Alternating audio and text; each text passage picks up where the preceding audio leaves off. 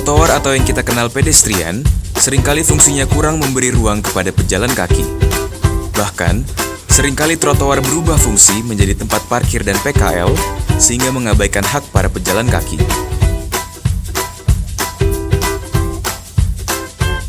Mengingat fungsinya, saat ini Pemprov DKI tengah memperlebar trotoar di seluruh Jakarta.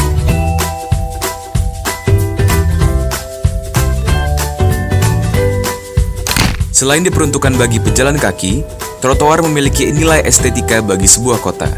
Ditambah, jika trotoar itu lebar dan asri, akan menarik warga untuk berjalan kaki, meninggalkan kendaraannya untuk jarak tempuh yang relatif dekat. Bahkan, warga menjadi sehat karenanya. Mari, kembalikan trotoar pada fungsinya.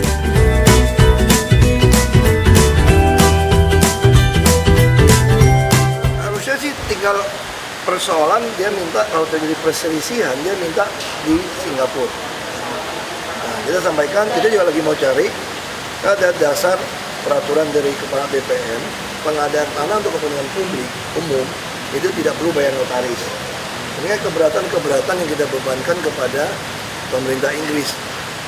Dia harus bayar notaris. Kalau udah itu kan berarti dia juga bisa hemat. Ini kita mau sampaikan. Tapi harganya kemahalan dan zonanya bukan buat enggak, kan kita ada sesuai dengan harga itu. Kita bukan buat taman kok, halamannya itu buat taman, gedung kita nggak bongkar. tetap ya? Tetap. Boleh dong, sekarang saya boleh nggak? Balai kota aku bikin dia taman. Depan, boleh dong. Ini kan zona perkantoran pemerintah, boleh. Kalau tanah pemerintah, malahan semua peruntukan boleh kita pakai. Untuk kepentingan pemerintah. Pak, soal acara tadi Pak. Sudah ada kan, RPTRA itu sudah ada laktasi loh dari dulu. Cuma saya minta laktasi tempat nyusu itu harus pakai AC supaya si bayinya bisa tidur lelap.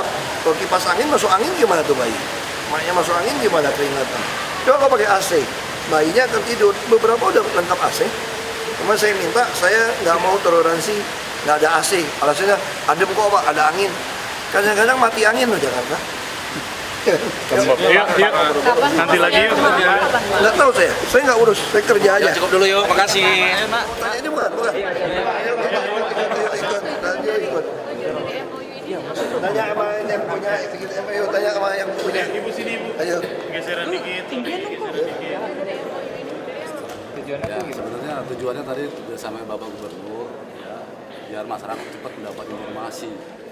Satu, yang kedua juga itu akan mengikat jajaran kami Damkar untuk memberikan informasi secepatnya. Dan nanti akan kita atur siapa yang bertugas dan radio akan dengan mudah menghubungi kami ketika terjadi kebakaran atau peristiwa lain sehingga masyarakat lebih cepat memperoleh informasi itu.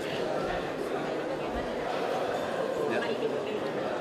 Selama ini sebetulnya sudah berjalan, cuman siapa yang harus memberikan informasi kan harus itu dulu, diatur dulu. Jadi nggak semua orang bisa memberikan informasi, takutnya nanti bias gitu. Ya, tapi dengan ini nanti diatur. Jadi nanti sistem kerjanya gimana sih Pak? Misalnya tiba-tiba ada kebakaran, terus kemudian Ya nanti radio itu bisa menghubungi daerah mana nih, misalnya dari Jakarta Pusat. Nanti perwira pikir Jakarta Pusat bisa menghubungi. Kan dia yang di TKP kan.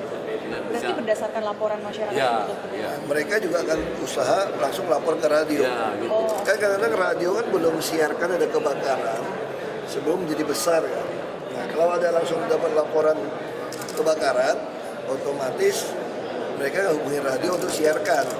Nah sebenarnya sistem yang kita mau pakai itu ada sistem kayak 911. Kalau 112 kita udah kepasang sistem, ini lagi berdebat teknologi aja. Saya udah kesel ini. Kenapa nggak nyontek 911 saja? Pelatihan BCA mau latih. MOU itu belum keluar sampai hari ini. Kalau ada 911 atau 112 di Indonesia nih, itu ada telepon, otomatis waktu dia ngomong telepon saja, saya pengen langsung relay ke radio-radio. Jadi orang melapor pun, begitu dia nyambut udah bisa langsung, minimal dia ada rekaman lah, kamu langsung dia kirim ke radio. Jadi orang bisa tahu situasi seperti apa. Tanya aja sama mereka, aku yang nggak ngerti. Tanya aja mas itu. Bingung udah aku 112 masalah di mana gitu. Alasannya teknis dulu, teknis nyontek aja, gak usah ciptain barang teknologi baru. Malam ini saya mau rapat sama Menteri Pak Rudiantara. Saya mau rapat sama beliau. Ini nggak bisa, ini bukan proyek ini, nyontek yang udah mateng aja udah. Makanya di dunia ini nggak ada barang baru. Sama kayak Transjakarta. Kita begitu susah beli barang. Kita ngada-ngada Jakarta. Nyontek ke Bogota, busnya dibeli yang dek tinggi. Rancang bangun sendiri. Yang bikin cuma Tiongkok. Tiap kali lelang kalah melulu yang lokal yang bagus. Ini memang niatnya udah apa gitu loh. Kalau mau nyontek bus transit, Bogota busnya apa nyontek aja. Emang beda bus di situ. Paling kalau ngomong beda setir kiri, setir kanan. Deknya semua sama. Itu juga sama menurut saya. Ranking radio segala macam gak usah aneh-aneh deh, nyontek yang sama aja. Tapi kalau orang tanya sama saya nggak ada kesempatan ngabisin duit rakyat uji coba barang baru, nggak ada. Kita udah ngomong. Nah sekarang targetnya semua mungkin yang nggak seneng, yang ngarapin aku nggak jadi gubernur lagi kali. Pak, berarti jatuhnya masyarakat diminta untuk aktif melaporkan Ya sama ke kayak radio dulu. begitu? Iya. Ke radio? Bukan ke radio. Gimana Pak? Kan bukan ke radio, salah pengertiannya. Jadi kita pengen kalau ada kejadian apa-apa kebakaran, Anda pengen tahu pergerakan apa, salah satu adalah bisa melalui radio. Tapi sebenarnya salah satu saya bisa lihat dari GPS-nya mereka. Kita lagi suruh pasang semua GPS, begitu Anda lapor 112, Anda begitu dapat unit, Anda yang kebakar tuh bisa lihat unit itu bergerak sampai di mana di smartphone kamu. Nah, saya udah bilang beli barang baru harus pasang GPS, baru mau anggarkan lagi tahun depan. Kita pakai gunakan tracking, Pak. Sekarang tracking gitu ya, Bisa, Pak. udah langsung, dia langsung bisa lihat. Nah, sama kayak Android kan petugas. Jadi orang kayak pesen Gojek lah kamu, ojek gitu loh, pesen taksi. Kamu bisa lihat ambulan juga semua sama. Makanya saya pengen terintegrasi semua.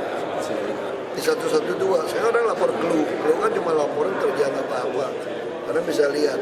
Nah, sekarang orang juga pengen ada yang dengar radio kan. Di mobil kan dia dengar hiburan, bisa langsung kayak breaking news. Dia potong, karena kan kadang-kadang orang kalau bawa mobil dengar radio dia juga nggak buka handphone kan, dia nggak baca online, itu gunanya radio.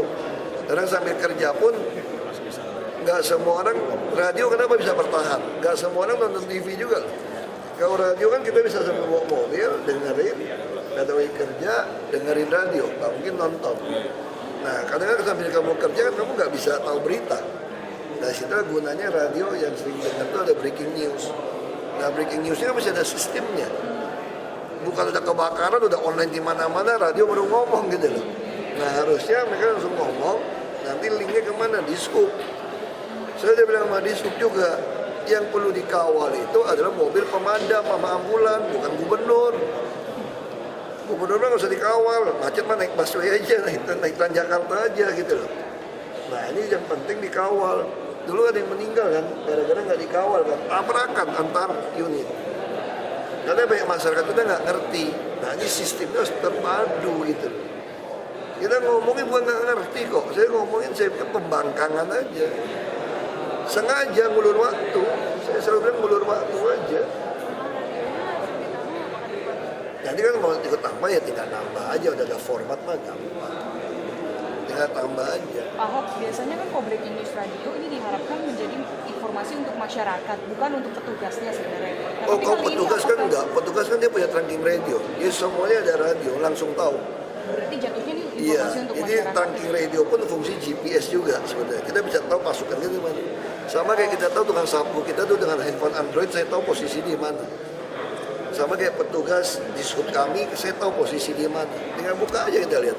Selama Androidnya nyala. Nah, jadi kita pengen tahu nih pasukan ada di mana. Yang paling penting kan dia mesti bantu tuh apa? Pol PP mesti turun bantu. Jadi kita sekarang udah samakan radio kita. Radio kita udah sama kan? Pol PP, Disub. Jadi kalau udah dengar berita itu Disub mesti kawal. Pol PP juga mesti lokasi, mesti amankan. Kalau enggak orang tarik-tarikan pipa loh, berebut pipa mau nyemprot ngamanin rumahnya. Atau ada jalan. Itu juga masalah kalau kebakaran tengah malam. Banyak gerobak-gerobak atau mobil parkir di jalan. Nanti ke depan, saya akan tarik tuh derek tuh mobil-mobil yang parkir di jalan. Karena itu membuat pemadam nggak bisa masuk. Nah, hal-hal itu yang perlu kita bersama. Nah, ini MOU sih ya, sekedar MOU saja lah. Sebenarnya jauh lebih penting itu masing-masing bisa saling kontak sebetulnya. Itu yang saya kritik. Ngapain sih mesti bikin MOU? Bukan berarti nggak penting ya. Ini bukan yang penting sekali. Yang lebih penting itu orang ada respon kerja. Yang lebih penting itu 112 beresin tuh link. Termasuk dia harus pasang supaya bisa tahu posisi kendaraan ada di mana. Yap.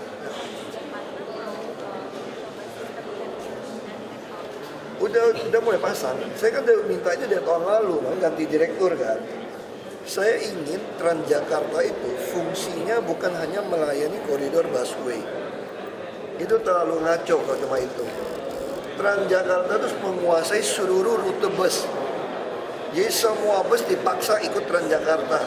Kami bayar rupiah per kilometer, ada atau tanpa penumpang. Sehingga semua orang setiap setengah jam, tiap 10 menit jelas ada bus yang lewat. Kalau cuma berdasar penumpang, bus itu kan nggak mau jalan ya. Begitu yang jam padat setengah mati. Jam sepi dia ada penumpang, tekor bahan bakar, dia istirahat. Nah kita mau paksa semua. Nah kalau udah paksa semua, gampang. Biayanya mahal dong. Kamu mesti jalan terus. Makanya saya mau maksa lagi orang, kasih tahu saya, kamu ini mau kemana? Dari mana kemana? Nah kalau kamu dari Jempol ke Kelingking, saya tinggal lihat aja, ada nggak bus jurusan baru Jempol Kelingking? Nggak ada nih. Tadi mampir ke Jari Telunjuk, Tengah atau Manis. Berarti kalau kamu ke sini terus, jam berapa saya bisa hitung nih, kamu turun di situ kan? Kamu orang dari sini, berarti pasti kamu ada naik turun di sini nih. Baru bisa nyampe sini. Kalau itu saya ciptakannya satu jurusan bus, ukurannya bisa saya tahu, penumpangnya berapa, jamnya saya tahu, saya bikin. Di luar jam ini agak sepi. Jadi di luar jam ini kamu mesti putar dari sini. Nah ini akan menghemat operasional bus-bus kita. Dari sisi waktu, ketepatan, dan orang juga akan senang. Kamu naik bus itu gimana nggak senang? Kamu begitu naik langsung sampai ke tujuan. Makanya saya mau Transjakarta kuasai seluruh rute bus. Bukan cuma main di koridor. Saya akan bikin Anda secepat mungkin sampai ke tujuan. Tapi kasih tahu saya, kamu ini dari mana, kemana, dan kamu tiap hari gimana. Makanya saya mau dorong tiket itu pun kita mau jual bulanan, apa tahunan, supaya kamu tercatat kamu siapa. Kalau kamu pakai rekening bank, saya juga tahu kamu penghasilan berapa. Nah saya bisa mulai memperbaiki. Busnya mungkin saya ganti jok yang mewah. Mungkin kamu mau bayar 10.000 sehari, dapat cuma 7.000, tapi ini servis langsung. Lalu kamu naik bus sampai ke Blok M, kamu mau ke Kemang, mungkin kamu adalah orang yang mampu bayar 20.000. Saya bisa siapkan Toyota HS yang 16 penumpang, ngantar sampai ke rumah kamu. Untuk mengetahui tujuan penumpang, saya pengen tahu kamu ini kemana, mau kemana. Saya udah tahu kamu mau kemana, jam berapa, rutin, jumlahnya berapa orang, saya bisa bus untuk tujuan Anda. Nah ini yang kita lagi kerjakan.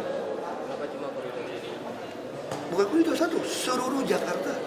Makanya saya bilang Transjakarta tidak bicara koridor lagi sekarang. Transjakarta mau menguasai seluruh bus sampai ke rumah Anda. Kalau nggak sampai rumah Anda minimal 500 meter lah, atau 350 meter dari rumah Anda. Maka kita juga akan membangun trotoar sebanyak 2.600 km se-Jakarta. Duit dari mana? Kewajiban gedung. Kalau Anda mau bikin izin gedung, kan kiri kanan depan belakang. Kamu harus bikin trotoar. Kalau kiri rumah orang, gedung orang nggak bisa bikin kan? Belakang nggak bisa bikin kan? Ini jumlah ini dipindahin ke daerah yang bisa kamu bikin. Sehingga dengan cara model izin seperti ini, semua Jakarta trotoar akan beres. Kita kasih contoh yang model di Tanah Abang kan. Nanti kita mau bikin yang model dari Monas menuju Bundaran HI. Nah, tadi saya ke Sarina. Saya ingin Sarina itu parkirannya itu boleh ada pojok-pojok makanan untuk UMKM. Tempat nongkrong. Lalu LED. Saya juga curiga, LED nggak keluar-keluar izinnya. Saya udah kasih kemudahan LED nggak bayar pajak bagi hasil. Kok nggak keluar-keluar? Sarina 4 bulan ngurus didiemin. Jadi memang ada mafia iklan yang ngerjain di dalam. Itu aja sebenarnya. Tanya sama mereka, saya nggak berhak mendahului keputusan partai. Enggak, ini kan urusan partai. Saya enggak.